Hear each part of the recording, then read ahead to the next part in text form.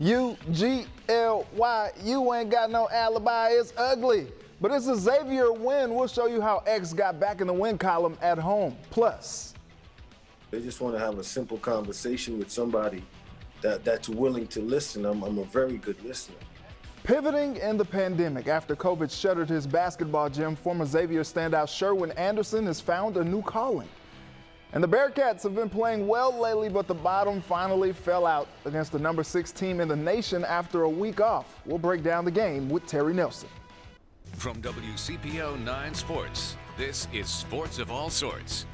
What up? Welcome to Sports of All Sorts. I'm Reggie Wilson. It may not feel or look like baseball weather here in the Tri-State, but the Reds are back at it in sunny Arizona. We're only a week away from Reds' first spring training game against the Indians. Seems like excitement is a little tempered as compared to this time last year, but baseball is back, and that's always welcome news around these parts. As one sport starts, another is starting to wind down. College basketball teams are making their push for March Madness, and we start tonight with one of our hopeful area squads, Xavier, trying to get back in the win column after 2 straight losses hosting Butler. Just happens to be the last team they beat. Early on, Nate Johnson introduces himself to the rim. 2 hands for safety, X up 10. But the Bulldogs come back to take the lead until Danny Ramsey turns up. Who? He hasn't played a game since November of 2019, but call him the microwave with 4 quick points off the bench. Musketeers lead by 3. Travis Steele just emptying the bench right now. Look who it is. Kiki, do you love me? Knocks down the 3. Kiki Tandy, only 2 of these all night for X. 6-point advantage. Let's go to the second half. This game gets stuck in some mud. Remember I said only 2 threes all game? There's the yeller from Kobe Jones. 13 points, 11 boards, his first career double-double. A little later, X up 4. Jason Carter off the dime. Bucket. He scored 10, 6-point game, some clutch free throws down the stretch by Carter and Fremantle. And Fremantle, he says, take this back to Indy with you. Game high 17 points, 10 rebounds, 3rd straight double-double for the big man. Xavier wins 63-51 to cover the spread, if you're into that kind of thing. We'll absolutely take an ugly win. We obviously got to clean a lot of things up, but I think that'll give our guys some confidence, especially on the defensive end. I mean, we just had to find a way tonight. It was an ugly win, but we got the job done, and now we got a big game coming up on Wednesday, I believe, so that's our focus now. So the Musketeers are now 12-4 this season. Catch them back in action Wednesday night at Providence, and you may remember the last time these 2 teams played, Kobe Jones sent the Friars home on a game-winning 3-pointer at the buzzer. So get your popcorn ready. Well, what's your mission in life? For one former Xavier Musketeer, that mission is ever evolving, and he's doing his part to help heal the community, one kid at a time. When it comes to energy, Sherwin Anderson has plenty of it. It's Basketball Hustle TV. I wake up every day and give thanks to 2 things. I got those 2 eyes opening up, man. I don't even play with it. Anderson is the creator of the YouTube series Basketball Hustle TV, showcasing talent around the Tri-State and teaching the game to aspiring hoopers. Yo, Cincinnati got some ballers, man. Don't sleep on us. That was the goal, is just to give a kid a platform in a positive light. Anderson was a 2-year captain at Xavier from 1993 to 1997. He helped the Musketeers reach 2 NCAA tournament berths and led the nation in steals as a junior in 1995. Xavier up 17-15. After graduating with his master's from X, he moved to Florida to play for the Harlem Globetrotters before coming back to Cincinnati to start the Sherwin Anderson Skills Academy in 2000. Training kids, mentoring kids. Then when the pandemic forced the closing of his gym, Anderson transitioned to being a life coach, inspired by the needs of his own children. I can't even explain how many kids are spending long periods of time in their rooms, not having contact with people. I need somebody to talk to that can offer me some stability, and he's a very positive force. Saf Ahmad met Anderson back when he played basketball at Mason High School. He reached back out during the pandemic when he was having a tough time. The first thing he said was, yeah, I'm here to walk with you, like, through this journey. We'll figure it out. Ahmad is one of more than a dozen young people Anderson mentors. His goal is to be a support system. The therapists are overbooked. And some kids just want to talk. They just want to have a simple conversation with somebody that's willing to listen. I'm a very good listener. This basketball hustler preaches healing and hope with a never-ending energy. Life! Life, my man. You get one life. To keep the spirits high. Reggie Wilson, WCPO 9 Sports. Gotta love Sherwin Anderson, man. When he isn't life coaching, he works as a youth basketball trainer for kids at the Evanston and Evendale Recreation Centers. All right, let's check in at Red Spring Training in Goodyear, Arizona as Joey Votto gets ready for year 15 in the majors. He's coming off of a season where he hit 11 home runs and 22 RBI with a .226 batting average in 54 games. It's his worst statistical performance and led to him being benched midway through the season. But now at age 37, he's ready to let it fly again and bring that signature power back. He said he knows it's going to come with more strikeouts, but believes he'll be more dangerous to help the Reds in 2021. In 19 a little bit, and especially last year, I had to let that go and get back to what got me to the league. You know, the adjustments I made last year after the benching were very, very natural to me. You know, I've always kind of hit the ball like that, stood up taller, and you know, I'm back to a kind of a more comfortable place in terms of hitting. Usually Houston is a great time, but the Bearcats didn't enjoy themselves at all today. Coming up, we'll ask Terry Nelson what in the world went wrong in H-Town and how he expects them to rebound. UC on the road taking on number 6 Houston after a week away. The first 12 minutes were the most competitive of the game. Jeremiah Davenport knocks down the 3 to tie it up early on. A couple minutes later, Chris Volk only made 1 field goal this afternoon. There was. Gives the Bearcats a 1-point lead. Back to Davenport. When it comes to shooting that rock, he ain't scared. Cashes in another 3-ball, finished with a team high 11 points. Yeah, 11. Keith Williams had a day to forget. This was his only bucket of the game, but he made it look good though. Finished with 6 points. And that was a critical point in the game because then Houston proceeds to go on a 32-7 run to end the half and didn't look back. 5 Cougars in double figures. Bearcats fall 90-52, most lopsided loss since March of 2011 to Notre Dame. You can be a victim right now and do all poor me. And I've had 2 in my career so far. I've had 2 games where it got out of hand. It was Georgia and Houston. And both those we came back and played well the next game. That speaks to the character of our guys. Our basketball character wasn't great today, however. So we've got a choice to make. So the loss snaps UC's 4-game winning streak and drops the team to a game below 500. I got the Hall of Famer here with me, former Bearcat Terry Nelson. Terry, why did things get so out of hand for the Bearcats from your point of view? They just could not keep the bigger, more physical front line of Houston from getting offensive rebounds and resetting the offense. Turnovers led to touchdowns, as Cronin would like to call those, where they just absolutely got destroyed 22-1 in fast break points off turnovers, that is. And it's just one of those things where if your guards are going to go to the hole, your shooting guard, your point guard's going to the hole, your shooting guard or your 3 guard must get back in transition to stop. They weren't getting back in transition. Shot selection is the same as starting a fast break for the other team. You take bad shots.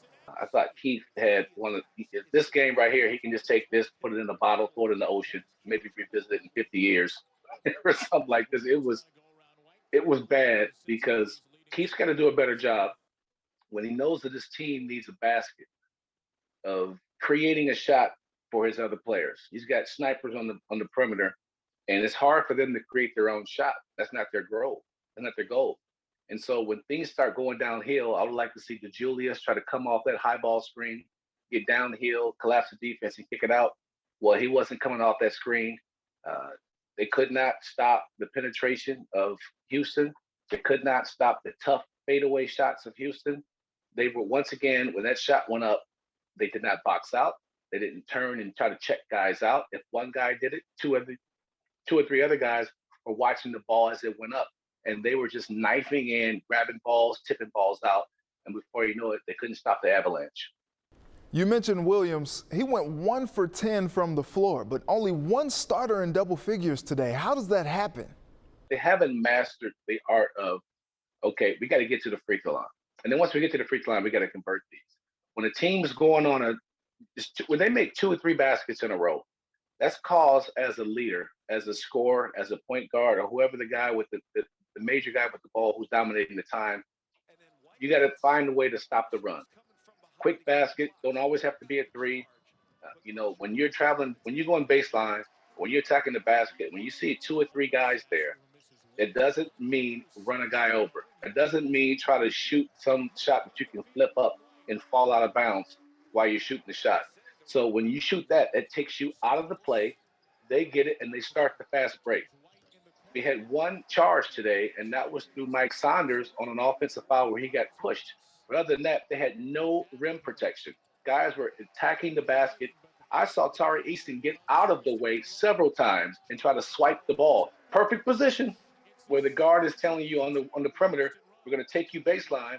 When you take you baseline, your weak side defender is supposed to be there to block a shot or take the charge to stop the penetration. I saw him get out of the way several times. I saw Davenport get out of the way several times and allow a player to go straight to the basket and try to either get a steal, deflect the ball out of their hand, or try to get it up top. Nobody is playing position defense. Shot goes up. The guards did a horrible job against a more physical Houston team and pushing them under the basket, getting second-tier shots and second-chance opportunities. And I just thought once they couldn't stop the 6-0 run, the 8-0 run. It was a 12-0 run, a 15-0 run. And it's one of those things where, okay, you're putting in another guy off the bench, and he's coming in there, and he's googly-eyed. And everybody who comes in there thinks, oh, I can get us back in here. I'll come down and shoot a 1-pass 3. So that you didn't make the defense move. You didn't make the defense go left or right. You think you have the knockout shot. And when you did get an open shot in your offense, it's like, oh, I got to hurry and rush this because I'm not going to see this again because they close out on the airspace so quickly. So guys are rushing their shots. And then when they're rushing their shots, Chris Vogt had a hard time getting back in transition defense, which is the 4 spot is supposed to stop the first guy down until Chris Vogt gets back and then release to his guy. Well, this guy, the 4 and 5 guys were running down straight down the middle of the floor, rim running and getting layups, getting opportunities where they catch the ball. Everybody's coming down trying to get the ball out. They kick it back out for shots or they're attacking the basket. It was just a game where even though they had a week to prepare, they looked totally lost. Terry, based on what you saw today and what you heard from Coach Brannen after the game, do you see any reason to believe they'll respond and play better against Tulsa on Wednesday? Well, they should respond better, but I just don't believe in when I say Keith Williams bottle that up and toss that effort out, that 1 for 10 shooting. I don't mean not go back and look at the effort that caused the 1 for 10 shooting, the defense. When I look at Cincinnati, look at Houston, look at the film, see how big they are, see how strong they are, see how they box out, see how they do the little things with excellence. It's the little things. It's not hit the threes and putting your hands in the air and twirling all around and all that emotion. That's great. But it's the little things that will make Cincinnati better. Don't run from it. Yes, you don't want to feel victimized, but look at it and say, look, man, we were here and this is what happened. So you don't want to keep pointing guys out in the film room and saying, man, you didn't do this, you didn't do that. But as a team, how can we get better? Look at this 15-0 run. Why is there a 15-0 run? Who's not back in transition? How do we get back in transition? Because Tulsa going to do some of the similar things. It's a copycat league. It's like that in all sports. When you find a bully on the block that's down on their luck, down like Cincinnati's been a bully for a while, all of a sudden they're down, everybody's going to look at the film of whoever beat them and say, I'm going to do that. I'm going to try to incorporate some of that. And if I can, with the talent that we have, we'll have a good chance of winning. So Cincinnati going into Tulsa, man, you got to be ready because they are ready to beat the Bearcats. Terry, I always appreciate your insight. Thanks so much for taking the time. So I want to hear from you. You heard what Coach Brannen had to say. You heard what Terry had to say. How will the Bearcats respond in the next game against Tulsa? Tweet me at Reggie Wilson TV and make sure to use the hashtag SOAS. Well, the sports card market is hot this winter. COVID-19 and investment potential have led to increased interest in the hobby. Coming up, Mike Dyer shows us some of the trends.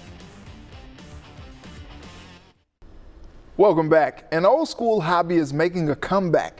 The sports card market continues to experience significant growth this winter. Mike Dyer explains why collecting has accelerated during the COVID-19 pandemic. Sports cards are hot, and there appears to be no end in sight. January was a record month. We have record year on top of record year, but the last couple of months have been incredible. Cincinnati-based Dean's Cards has over 1 million cards for sale on its website. The company, which started in 2001, sells 1,000 cards each day. It has never seen such growth in certain card values. Yes, some of it was the pandemic, people being locked in. I think the other thing, it's become more of an asset class where, the stock market's at record highs, gold's at record highs.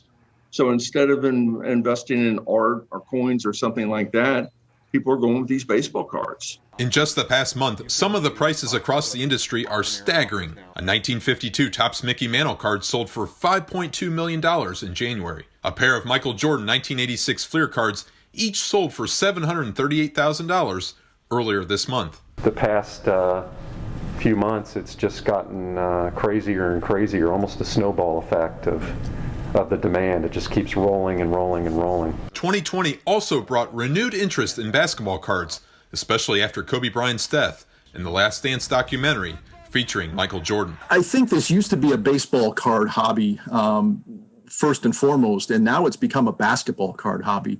And I think that's maybe the thing that nobody would have predicted maybe 10 years ago, that basketball drives the market. Regardless of sport or era, the hobby should still be fun for anyone interested in cards. Collect what you like, if it's your team or if it's a particular year or what have you. You don't have to come in at the high end of this market and invest tons and tons of money. Collect what you like and, keep it simple. Mike Dyer, WCPO 9 Sports. What a fascinating story. And you just heard the voice of my next guest. Our guy Mike Dyer is kind enough to join the show. Mike, I always like to ask this question, but how did this story come about?